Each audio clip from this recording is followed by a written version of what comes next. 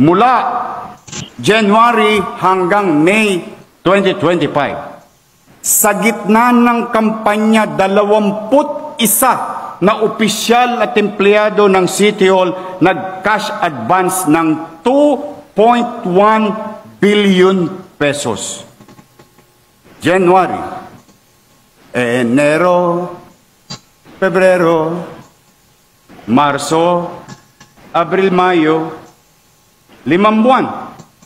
Ano ang panahon na ito? Panahon ng ginamit sa kasama program, job order o JO at iba pang election-related services. Kumapit pa kayo. In just one day, they authorize one person to draw 3 checks in one day. Kaya siguro may bolt sa opisina ko. Isang tao lang. Isang araw lang. May 9, 3 days before election, pinag-cash advance ng 132 million pesos. Ayan po siya. Pogi.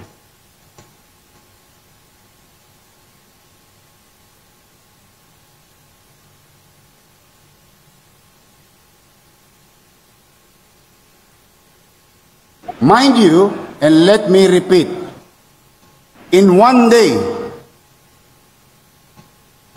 132 million pesos. Ang pangalan po niya, Jonathan Garso. Kahit na ipinagbabawal ng Omnibus Election Code, ang titigas nyo,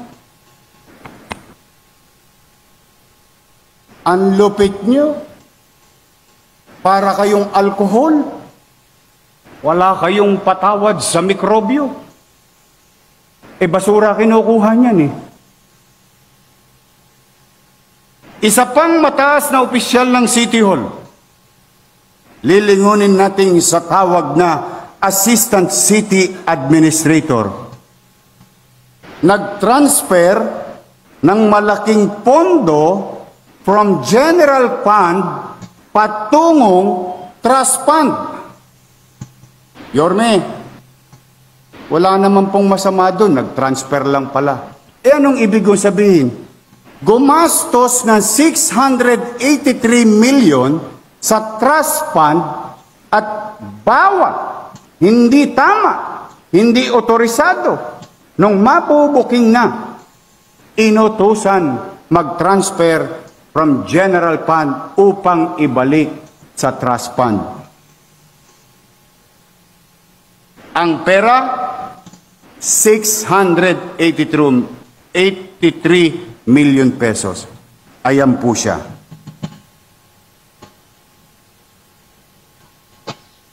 Joy Dawis Asuncion. Anong buwan? January to March. Nang walang authority. Ibig sabihin, winawaldas natin yung trust fund and the basic concept of trust fund. That fund has dedicated or merong takdang gamit. Nagalaw. Kung saan ginalaw sa mga manonood, pumanatag kayo. Aalamin po namin yun.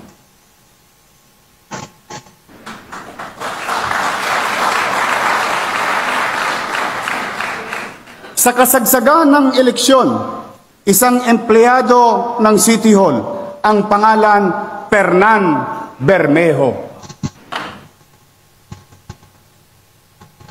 Nag-cash advance ng 641 million pesos, Councilor Jong Isip.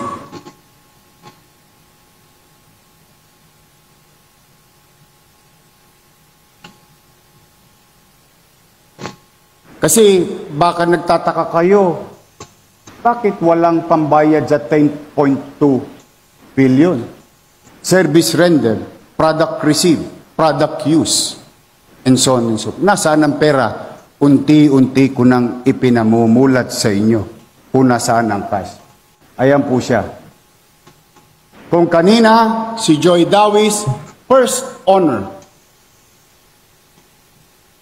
Ito po, magna cum laude.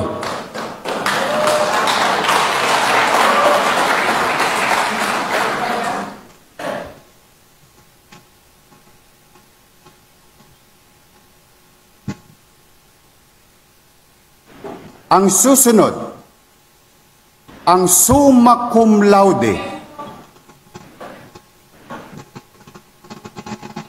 Attorney Marlon Lacson, amounting to 1.1 billion pesos.